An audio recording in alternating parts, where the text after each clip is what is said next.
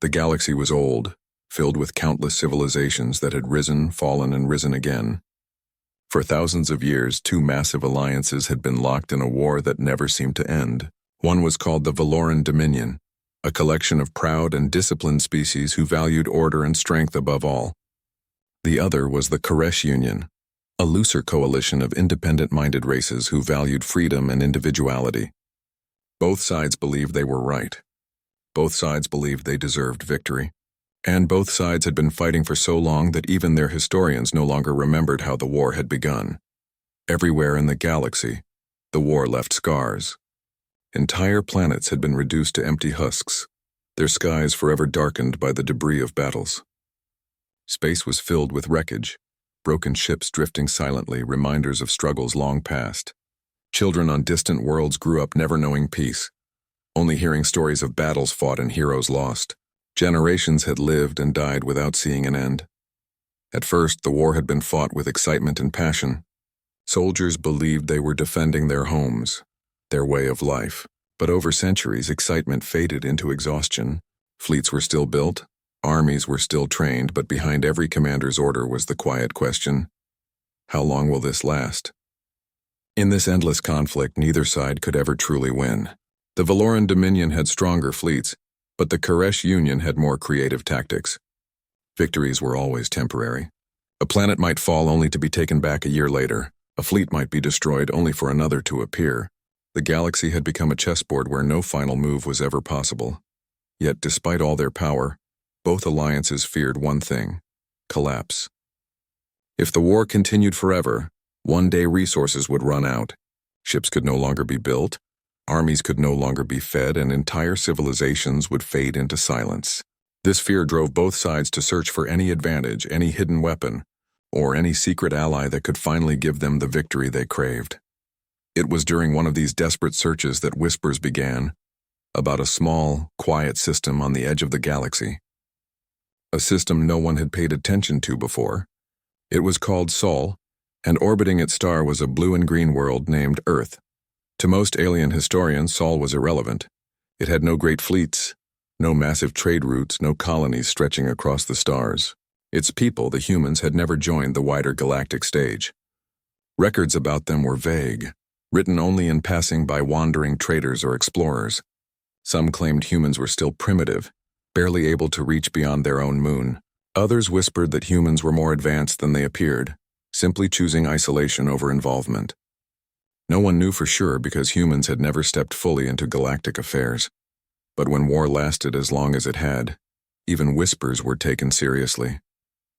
Commanders of both alliances began to wonder, could these humans be the key? Rumors painted a strange picture. Unlike other species, humans had an unusual history. They were said to be adaptable, able to live in deserts, frozen lands, jungles, or floating cities. Where most species thrived only in one type of environment, humans had mastered many. Some records even suggested they had survived endless internal struggles, natural disasters, and challenges that would have destroyed weaker races. At first, the Valoran Dominion dismissed the idea. What could a backwater world offer us? Their leaders asked. But as the war dragged on, desperation grew. The Koresh Union too had doubts, but eventually curiosity overcame skepticism. Scouts were sent. Probes were launched. Soon both sides confirmed the same truth: humans were real, and Earth still thrived. Across the galaxy, leaders sat in great halls, staring at star maps that now included Sol. Advisors whispered of possibilities, new soldiers, new strategies, maybe even a fresh mind to break the stalemate. Some warned against it. If they are as unpredictable as the records say, we risk unleashing something dangerous, they argued. But desperation silenced caution. It was decided. Both sides would send envoys to Earth. The news spread quickly. In marketplaces, soldiers' camps, and council chambers, beings spoke with excitement and fear. What would humans be like? Would they be willing to fight? Could they truly change the war? On distant mining colonies, workers whispered, if humans join, maybe the war will finally end. On planets scarred by battle, refugees asked, will they be saviors or destroyers? And on massive warships drifting between the stars, officers wondered, if they are strong, will they fight with us or against us? Meanwhile, on Earth, life carried on as usual. Humans looked at their own skies, not yet aware that ancient civilizations far above were watching them.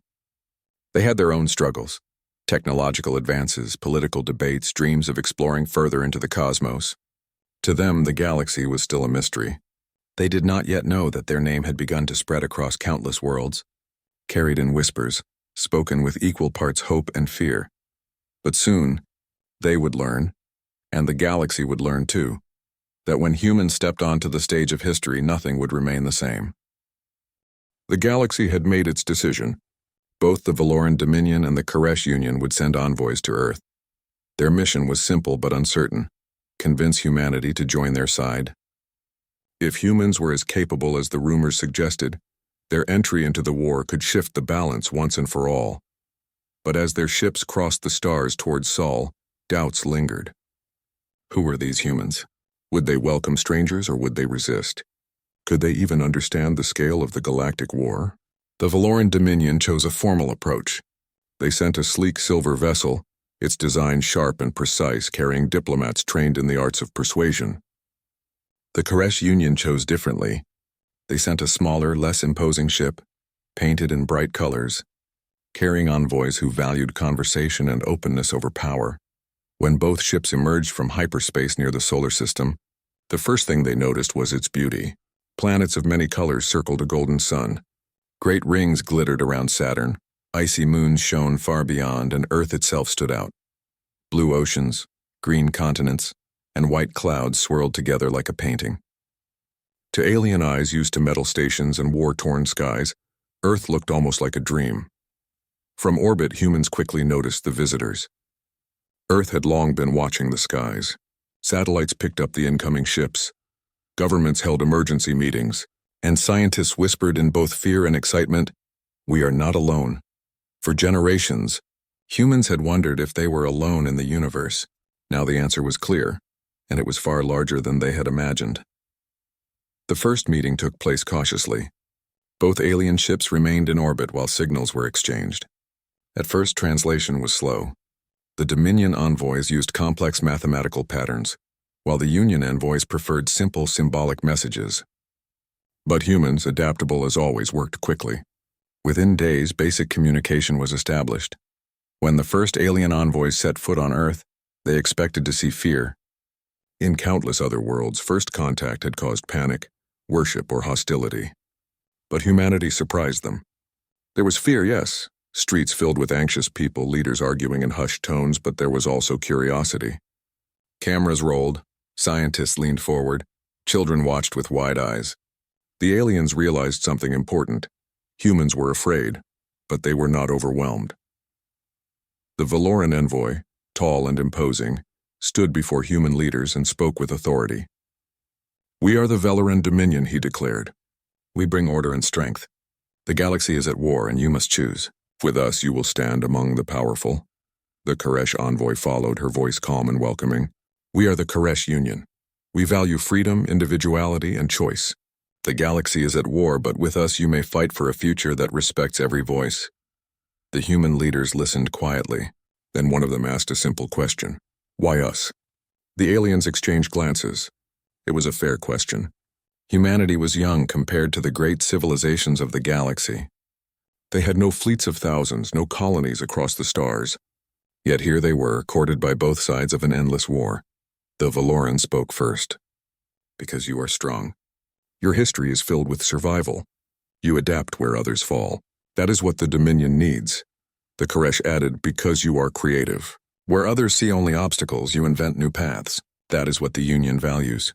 The humans considered this. Around the world, debates erupted. Should they join one side?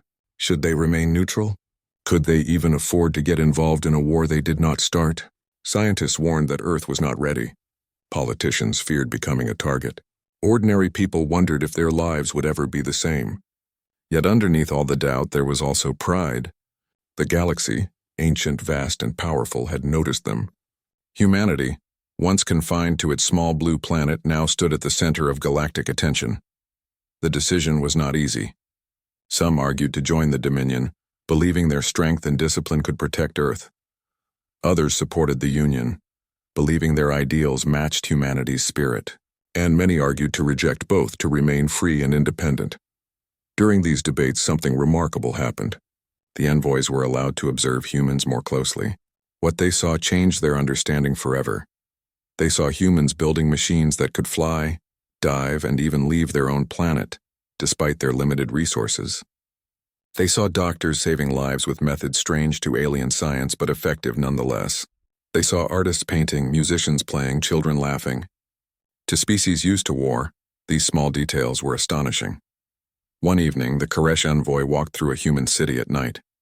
She saw people gathering in a park watching the stars. They were not afraid of the darkness above. Instead, they looked at it with wonder. She whispered to herself, "They are not like us. They are something else." Meanwhile, the Velaran envoy observed a human disaster drill. He saw volunteers rushing to help strangers, risking themselves for others. This puzzled him. They are not driven only by command, he thought. They choose to act.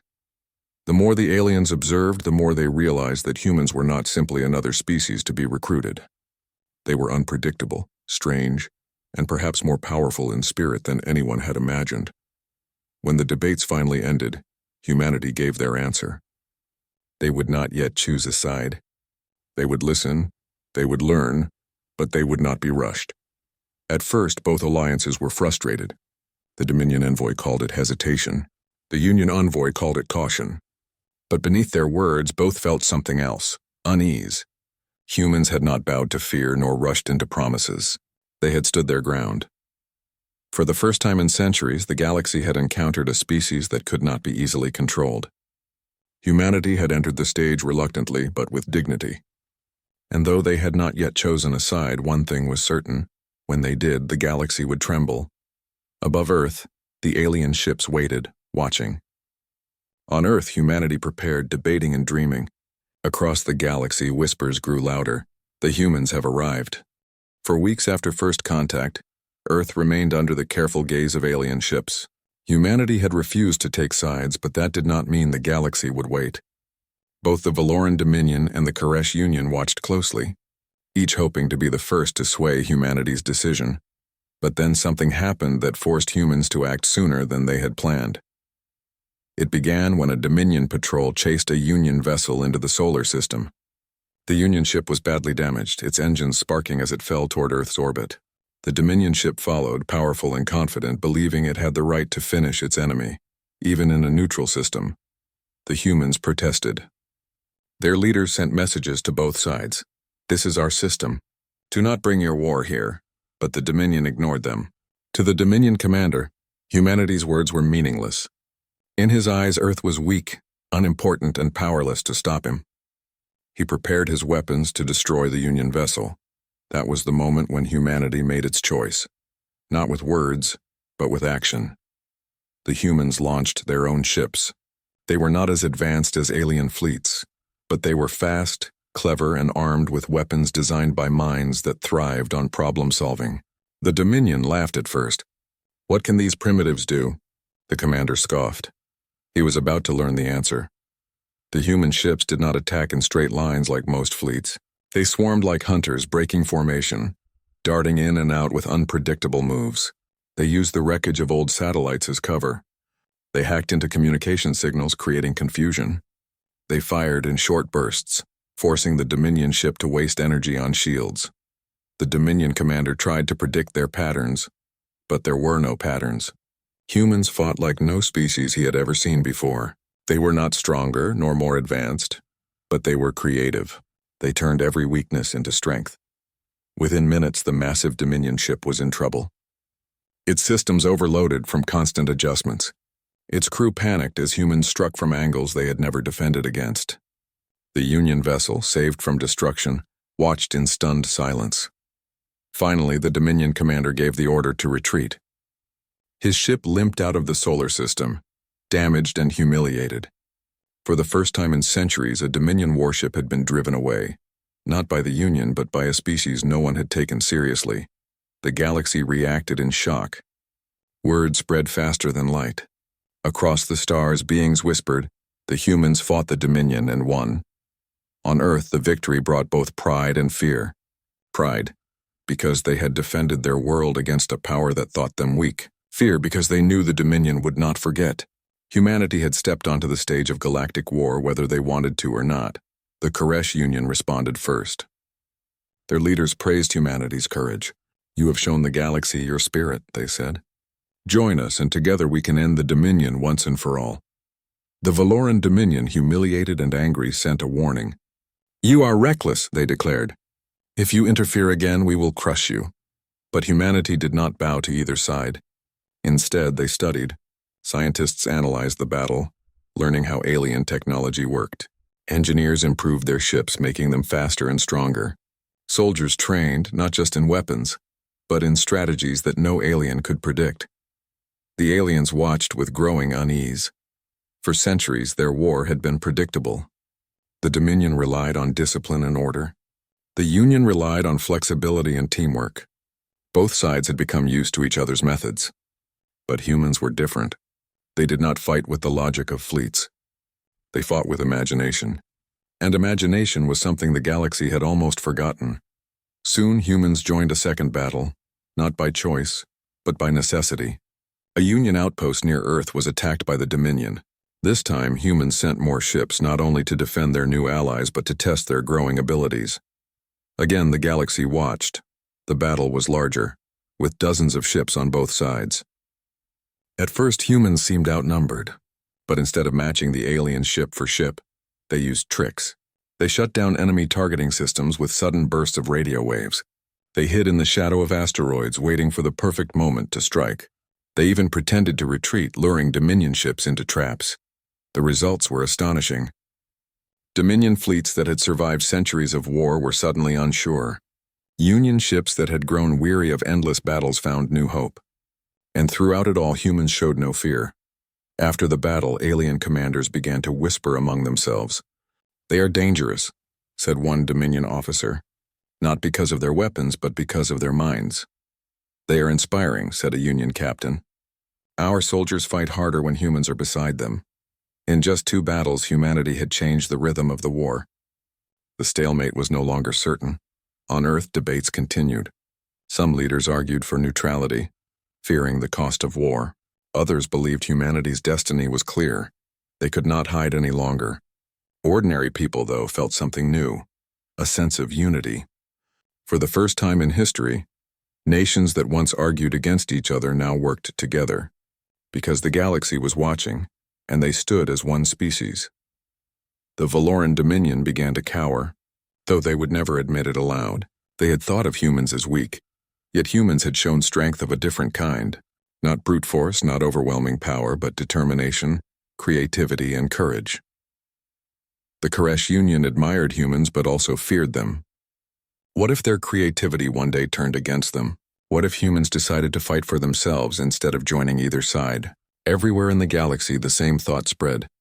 If humans can do this now when they are so young, what will they become in 100 years? 1,000? Back on Earth, a human pilot who had fought in both battles stood before a crowd. Reporters asked him if he had been afraid.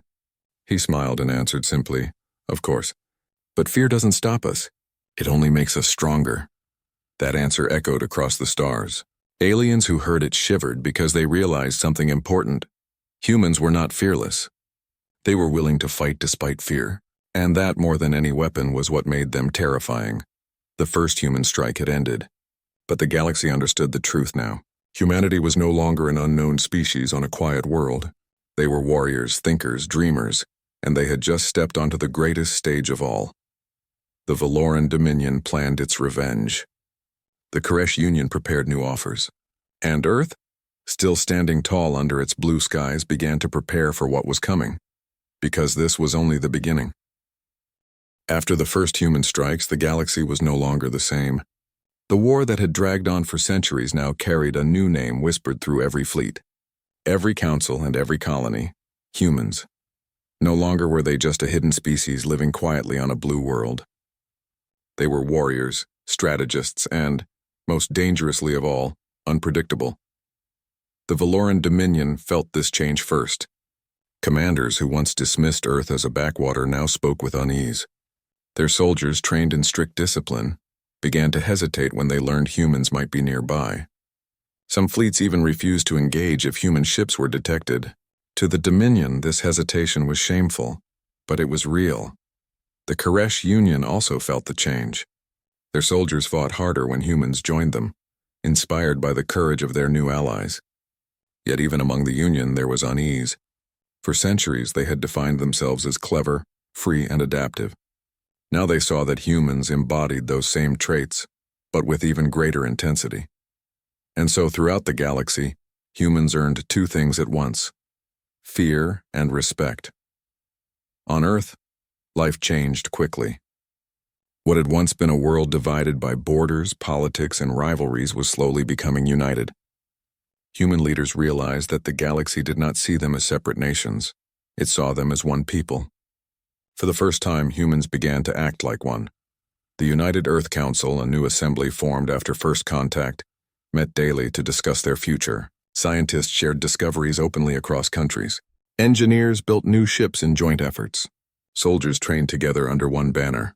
Humanity, which had spent centuries arguing among itself, now found a greater reason to stand united: survival in the galaxy.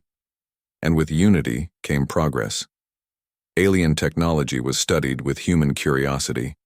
Within months, humans had adapted ideas from both Dominion and Union ships, creating designs that were smaller, faster, and more efficient. Where the Dominion built heavy armor and the Union built flexible craft, humans built hybrids that mixed both styles and added something uniquely human: improvisation. The result was startling. New human ships, though fewer in number, began to appear in battles. They carried weapons the galaxy had never seen before, weapons built not just for destruction but for strategy. Decoys, jammers, and clever traps allowed humans to control the flow of combat. It was not long before alien commanders began to ask a question that shook them to their core. If this is what humans can build in months, what will they build in years? But humanity's greatest weapon was not ships or machines. It was their spirit. Stories spread across the galaxy of human bravery, pilots who risked everything to save strangers, soldiers who stood their ground even when outnumbered, engineers who repaired ships under impossible conditions. To other species, these stories sounded unbelievable, but they were true. One story became particularly famous. During a battle near a Union colony, a small human ship was surrounded by Dominion cruisers. Instead of fleeing, the humans launched a desperate maneuver. They overloaded their own engines, releasing a massive flash that blinded enemy sensors. In the confusion, not only did they escape, but they also saved the colony. The Union hailed them as heroes. The Dominion, however, called them reckless. Yet even Dominion soldiers admitted quietly among themselves. Reckless or not, it worked. The idea that humans could succeed where logic said they should fail was what frightened the galaxy the most. Dominion discipline had no answer for it. Union creativity could not match it. Humans were something entirely new. Fear grew in unexpected places. On distant worlds, parents warned their children with stories. Be careful.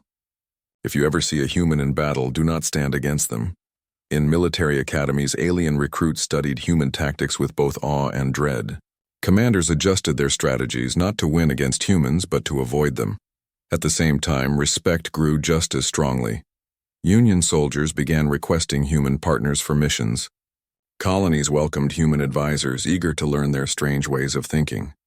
Even some Dominion officers, though they would never admit it publicly, admired the determination of this young species. Everywhere, one truth became clear: the galaxy no longer measured strength by technology or numbers, it measured it by spirit. And in spirit, humans were unmatched, but respect brought responsibility. Humanity now carried the weight of expectations. Some saw them as saviors who could finally end the endless war. Others saw them as a threat that could destroy the fragile balance of power. Earth felt this pressure deeply. The United Earth Council debated endlessly. Should humanity officially join the Koresh Union? Should they declare neutrality and fight for themselves alone? Or should they try something no one else had ever dared? Force peace between the warring sides? There was no easy answer. Some leaders feared that joining the Union would turn humans into just another pawn in a war that had consumed countless civilizations. Others argued that neutrality would only make them a target for both sides. A bold few suggested something greater.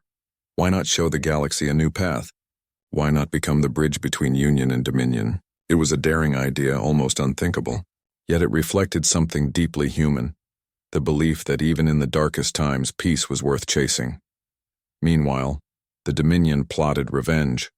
Their pride had been wounded too many times. To them, humans were not just dangerous, they were an insult. How could a young, small species succeed where great civilizations had failed? Dominion leaders promised their people that one day, humans would be humbled. But even as they prepared new strategies, doubt spread among their fleets. Soldiers who had faced humans firsthand spoke of their courage, their unpredictability, their refusal to surrender. "They fight as if defeat does not exist," one Dominion officer whispered. "And that terrifies me." In the quiet corners of the galaxy, scholars and historians began writing about humans. They described them as dreamers, survivors, and explorers. Some even began to wonder if humanity was the missing piece the galaxy had been waiting for all along. One Koresh philosopher wrote, "The Dominion fights for order. The Union fights for freedom. But humans fight for life itself. That is why they are different." On Earth, ordinary people felt the change too. Children grew up watching broadcasts of human ships flying alongside alien fleets. Artists painted humans standing tall among the stars. Farmers, workers, and teachers felt pride knowing that their small planet had become a symbol of hope. Yet they also felt fear. If the Dominion attacked Earth directly, could they survive? If the war expanded, would humanity lose what made it special? Despite these fears, one thing united them: determination. Humans had been underestimated before, and they would not allow it to happen again. By now, the galaxy understood the truth. Humans were not the strongest. They were not the most advanced. But they carried something greater: the ability to inspire both fear and respect at the same time. Where others saw war as endless, humans saw it as a challenge to be overcome. Where others fought only for survival, humans fought for meaning. And where others gave up, humans endured. That endurance was what frightened the Dominion, inspired the Union, and reshaped the galaxy. The war continued, but no longer as before. Every battle carried a new question whispered across the stars. Are the humans here? If the answer was yes, soldiers fought differently. Dominion crews tightened in fear. Union allies fought with renewed courage. And always, in the silence after the battle, the same thought remained: this species will change everything. And deep within the galaxy, leaders, commanders, and ordinary citizens all realized the same truth. The humans had arrived. They would not leave, and the galaxy would never forget them. The galaxy had changed forever. After humans joined the fray, even reluctantly, the endless war between the Valoran Dominion and the Koresh Union was no longer predictable. The young species from a small blue world had shown that courage, intelligence, and creativity could rival centuries of experience and countless fleets. But humanity did not enter the war for conquest. They did not fight for territory nor for fame. They fought for life itself, for the chance to protect their planet, their people, and the idea that survival was worth more than endless fighting. Even as the battles continued, humans inspired hope across the galaxy. Back on Earth, the United Earth Council had decided to take a bold step. Rather than fully joining either side, they would act as mediators, using their unique perspective to encourage dialogue and peace. Many on other planets thought this was impossible. How could a species so small, so young, hope to influence massive civilizations locked in war for centuries? Humans believed it was possible. They had always faced impossible odds. Throughout their history, they had endured natural disasters, illness, and conflicts far larger than themselves. Yet they adapted, learned, and grew stronger. This resilience was now their greatest weapon. The first step was communication. Humans used every method available, sending messages across vast distances, creating signals that could be understood by multiple species, and even traveling directly to neutral zones where leaders from both alliances could meet. At first, neither the Dominion nor the Union trusted them. The Dominion believed humans would secretly favor the Union. The Union feared humans might favor the Dominion. Both sides underestimated the simple but powerful truth. Humans did not fight for loyalty to a side. They fought for fairness, understanding, and survival. When humans spoke, they did not use threats or demands. They spoke with honesty, clarity, and patience. They reminded the galaxy of something that had long been forgotten. that life itself was more important than winning battles or claiming victories. Meanwhile, human fleets continued to operate alongside both sides, not as conquerors but as protectors. Whenever a colony faced attack, humans intervened, not to take control but to ensure safety. Their unpredictable strategies and daring maneuvers continued to impress, terrify, and inspire. The Dominion still feared them. Fleet commanders wrote private reports about humans. "We cannot predict them. We cannot control them. Their will is too strong." The Union admired them but worried about what humans might do next. Could they trust this young species, so capable and unpredictable? Yet across the galaxy, a new understanding emerged. Humans were different, yes, but that difference was not a threat. It was a lesson. Humans began to teach other species what they had learned through centuries on Earth. They shared strategies for cooperation, methods for problem-solving, and ideas about innovation. Scientists and engineers from countless worlds studied with fascination. Even soldiers from opposing sides found themselves learning new tactics from humans, improving their own skills. Slowly, the war began to change.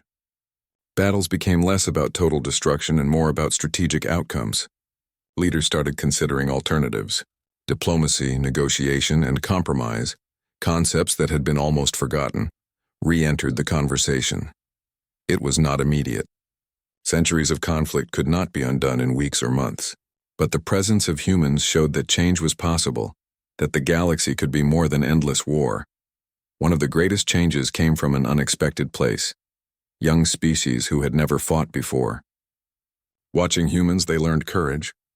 Watching humans, they learned creativity. Watching humans, they learned that even when faced with impossible odds, one could stand tall and make a difference. Stories of human bravery spread faster than any fleet. Pilots who outmaneuvered fleets hundreds of times their size became legends. Scientists who repaired critical systems under fire became heroes. Ordinary humans who risked themselves to protect strangers became symbols of hope. Even the oldest civilizations began to take notice. For millennia, they had measured strength by size, weapons, and power. Now they saw that true strength could come from determination, unity, and ingenuity. In the council halls of the Dominion, whispers circulated among commanders. "Perhaps we underestimated them," they said quietly. "Perhaps we judged them too early." In the Union, the thought was similar. They are more than we imagined. They are not just soldiers or diplomats, they are teachers, innovators, and leaders. Perhaps they are the future, and on Earth, humans remained humble. They celebrated victories, yes, but they never sought glory. They continued to work together, learning from each other, planning carefully, and dreaming of a galaxy where war could one day be something of the past. The first human generations who entered the galactic stage had done more than fight battles. They had changed the way every species thought about themselves and each other. They had shown that strength could come from unity, creativity, and compassion. They had reminded everyone that even in a galaxy filled with conflict, life was the most precious gift. As decades passed, humans became a legend. Across countless systems, parents told their children, "Remember the humans. They are small, but their spirit is vast. They do not give up, they do not fear the unknown, and they fight not for themselves alone, but for life itself." Humans did not try to rule the galaxy. They did not try to dominate other species. Instead, they became an example, a symbol of what a determined, united, and clever species could achieve. And in time, the war that had lasted for centuries finally began to change. Battles became fewer, as leaders remembered the lessons humans had taught them. Treaties were signed. Colonies that had once feared destruction now worked together. Slowly, the galaxy began to understand that fighting endlessly was not the only path. Yet humans never stopped preparing. They built fleets, trained their people, and continued exploring. They knew the galaxy was vast, full of mysteries and dangers, but they also knew that with courage, creativity, and unity, even the impossible could be achieved. Finally, humans left a lasting message for the galaxy, not in weapons or technology, but in example. They showed that a young species could inspire hope, earn respect, and even reshape centuries of conflict, all by staying true to their spirit. Wherever humans went, others watched and learned. The galaxy came to understand that humans were not just a species of warriors, they were a species of thinkers, dreamers and survivors, and that was their greatest power of all. The humans of Earth had entered the war reluctantly, but by doing so, they had changed everything. The galaxy, once locked in endless fear and hatred, had glimpsed a new way forward, a way guided by courage, creativity, and respect. Humanity's legacy was now clear. They endured, they inspired, and they would never be forgotten. Even centuries later, when new species looked to the stars, they would hear the same words whispered across the galaxy. When humans arrived, everything changed.